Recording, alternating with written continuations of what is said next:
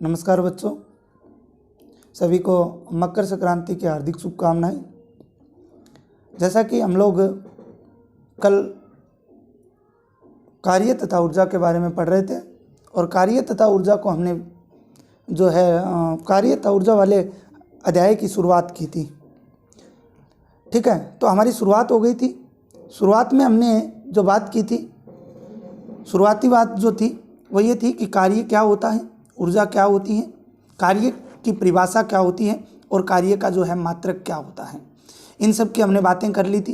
कार्य के बारे में मैंने आपको बताया था कि F × S अर्थात बल और विस्थापन के गुणनफल के बराबर होता है कार्य, और हमने न्यूटन मीटर जो है वो इसका मात्रक निकाला था, जिसे जूल भी कहा जाता है। और कार्य एक प्रकार की ऊर्जा ही है, इस बारे में भी बात कर ली थी।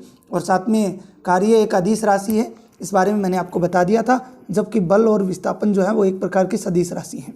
कार्य अदिश राशि क्यों है, इसका भी मैंने आपको रीज़न बताया था, क्योंकि इसका केवल परिणाम होता है, कोई दिशा नहीं होती। और जिनमें परिणाम और दिशा दोनों होते हैं वो सदिश होते हैं, और जिनमें अगर दोनों में से कोई एक भी ना हो तो वो अदिश में गिना जाएगा।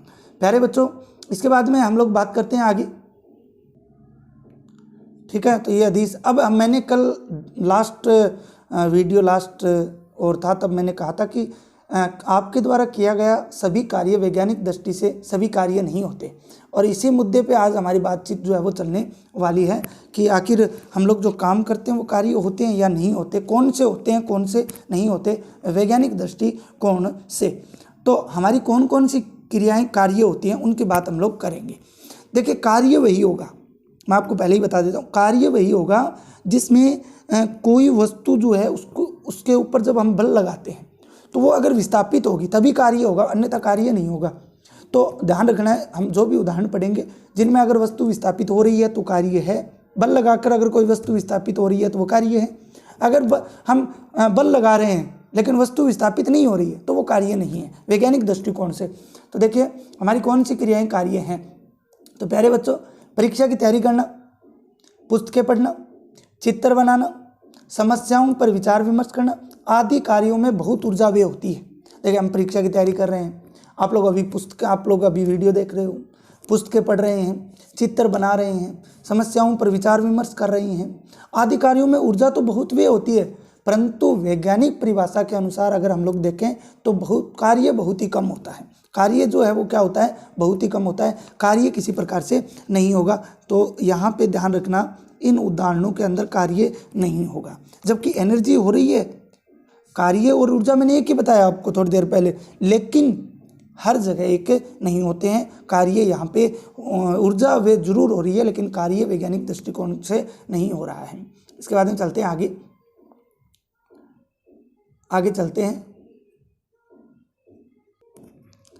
अब मान लीजिए कि आप एक बहुत बड़े चट्टान को बल लगाकर धकेल रहे हैं, समझ रहे हो। मान लीजिए आप एक बहुत बड़े चट्टान को बल लगाकर धकेल रहे हो, यदि आपके लाख प्रयत्न के बावजूद भी चट्टान नहीं हिलता है तो यह कार्य नहीं माना जाएगा।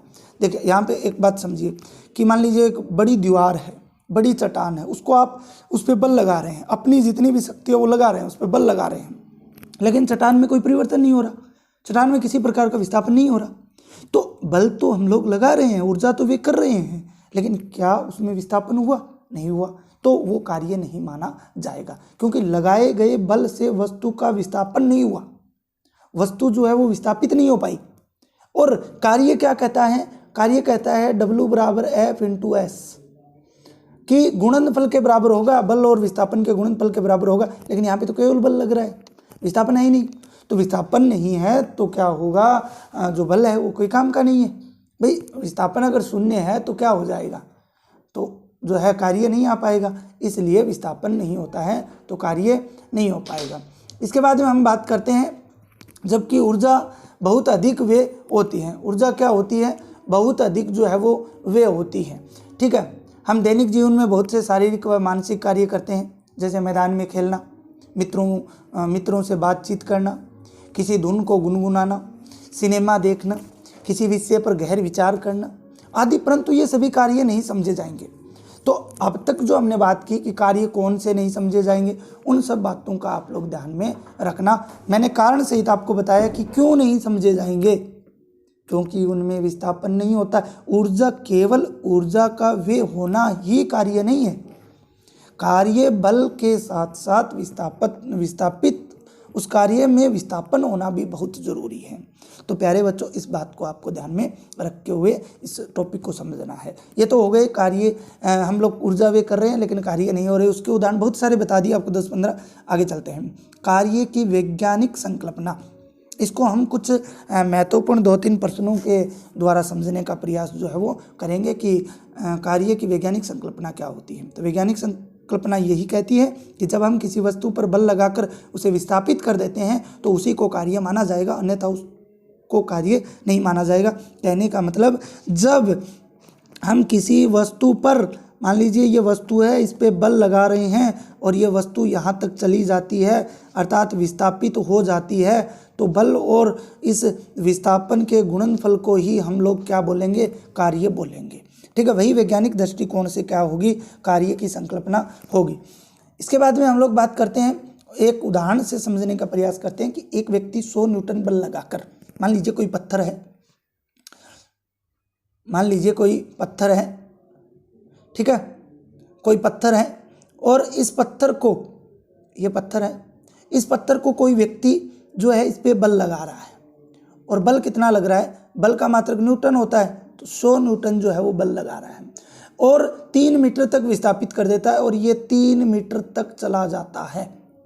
आपका जो है 3 मीटर तक ये पत्थर आगे तक चला जाता है, 3 मीटर तक विस्थापित हो जाता है। तो उसके द्वारा किया गया कार्य बताइए। तो आप लोगों को तुरंत दिमाग में आना चाहिए कि W यहाँ पे पहले तो लिखना पड़ेगा, दिया गया बल है तो वो 100 न्यूटन है, विस्थापन S कितना है, 3 मीटर। अब आपको पता है किया गया कार्य W बराबर F इंटू S के बराबर होता है, तो 100 इंटू 3 बराबर 300 जूल, या फिर आप 300 न्यूटन मीटर भी लिख सकते हो, सॉरी n बढ़ाएगा, न्यूटन मीटर भी लिख सकते हो। क्या लिख सकते हो, 300 न्यूटन मीटर या 300 जूल जो है वो लिख सकते हो। यहाँ तक किसी को कोई समस्या नहीं है ना। इस सवाल से हमने वैज्ञानिक दृष्टिकोण को समझने का प्रयास जो है वो किया है। इसके बाद हम लोग आगे बात करते हैं दूसरे एग्जाम्पल की। अगर बात करें कि दूसरा एग्जाम्पल जो है वो क्या है, एक लड़का एक टेबल को 20 न्यूटन बल लगाकर उसे हिला भी नहीं पाता है।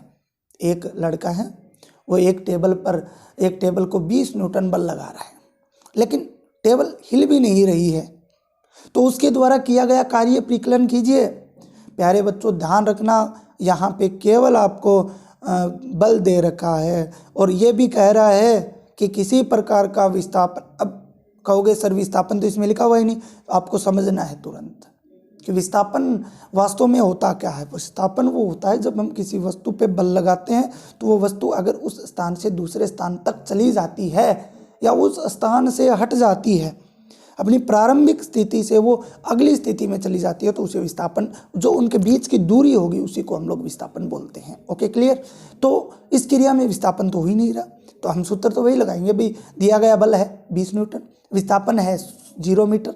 समझ रहे बात को, विस्थापन क्या है, 0 मीटर है, तो किया गया कार्य वही सूत्र है, सूत्र थोड़ी चेंज हो जाएगा कार्य का, क्यों हमें कार्य ही पूछ रहा है। तो F इंटू एस, अब 20 इंटू 0, तो 20 इंटू 0 को इससे गुणा करोगे तो हमेशा क्या आता है, 0 आता है, तो 0 जूल।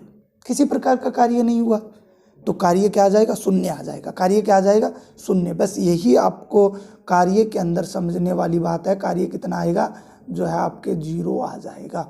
ओके, यहाँ तक सब क्लियर है बात। इसके बाद में एक एग्जाम्पल और दे रखा है, उसकी भी हम लोग जो है वो बात कर लेते हैं। मान लीजिए कि आपने एक भारी बोझ को बल लगाकर उठाया। मान लीजिए कि आपने एक भारी बोझ को बल लगाकर उठाया, ठीक है। मैं फिर से रिपीट करता हूँ प्रश्न। मान लीजिए आपने एक भारी बोझ को बल लगाकर उठाया और अपने सिर पे रखा। आपने नीचे कोई बोझा पड़ा है, उसको उठाकर आपने अपने सिर पे रखा। बोझ में विस्थापन हुआ, बिल्कुल, क्योंकि वो नीचे से कहाँ तक आया, ऊपर तक आया। नीचे से कहाँ तक आया, ऊपर तक आया।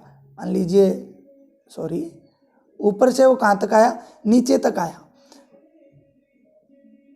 एक मिनट, थोड़ी सी समस्या होने की वजह से ये समस्या आ रही है। अभी देखो मैं सही कर देता हूँ इसको, ये लो, ठीक है। देखिए कोई व्यक्ति है, मान लीजिए कोई व्यक्ति है, ठीक है, ये कोई व्यक्ति है, ये यहाँ पे कोई बोझा पड़ा है, उसको उठाकर अपने सिर पे रख लेता है उसको उठाकर अपने कहाँ रख लेता है, सिर पे रख लेता है, तो विस्थापन तो हो रहा है, प्रश्न में दे रखा है सीधा, बोझ में विस्थापन हुआ, यहाँ तक कार्य हुआ। परंतु यदि इसी बोझ को सिर पर रख कर बहुत समय तक खड़े रहें, बहुत समय तक क्या करें, खड़े रहें, तो आपके द्वारा बल तो लग रहा है, उसके विपरीत गुरुत्व बल भी कार्य कर रहा है, परंतु क्या वस्तु में यदि बात करें, क्या कहा कि उसके विपरीत गुरुत्व बल भी कार्य कर रहा है, परंतु वस्तु में जो विस्थापन है, परंतु वस्तु में विस्थापन जो है वो नहीं हो रहा है, और इसलिए इस स्थिति में यहाँ कोई कार्य भी नहीं माना जाएगा। तो ये सीधा सा जो है लिखा हुआ है, इसको आप नोट लगा कर भी लिख सकते हो इस बात को, ठीक है, नोट लगा कर भी लिख सकते हो कि आपने अगर एक भारी बोझ को बल लगाकर उठाया है और अपने सिर पे रखा है तो बोझ में विस्थापन तो होता है और यहाँ तक कि कार्य भी होगा, परंतु यदि इसी बोझ को सिर पर रखकर बहुत समय तक आप लोग खड़े रहे तो आपके द्वारा बल तो लग रहा है, लेकिन उसमें गुरुत्व बल भी कार्य कर रहा है, परंतु वस्तु में किसी प्रकार का कोई विस्थापन नहीं हो रहा है, वस्तु में किसी प्रकार का कोई क्या नहीं हो रहा है, विस्थापन नहीं हो रहा है, और विस्थापन नहीं हो रहा है तो इस स्थिति में उसमें कोई कार्य भी नहीं होगा। तो प्यारे बच्चों, आज हमने कार्य के कुछ एग्जाम्पल किए, कल हम लोग कार्य होने की दशाओं की बात करेंगे, कार्य होने की दशाएं कौन कौन सी हैं, उसके बाद में ऋणात्मक धनात्मक कार्य की बात करेंगे। तो इस प्रकार से ये हमारा जो है वो चलता रहेगा। तो अगले वीडियो तक आप लोग पढ़ते रहिए, मस्त रहिए और व्यस्त रहिए। धन्यवाद।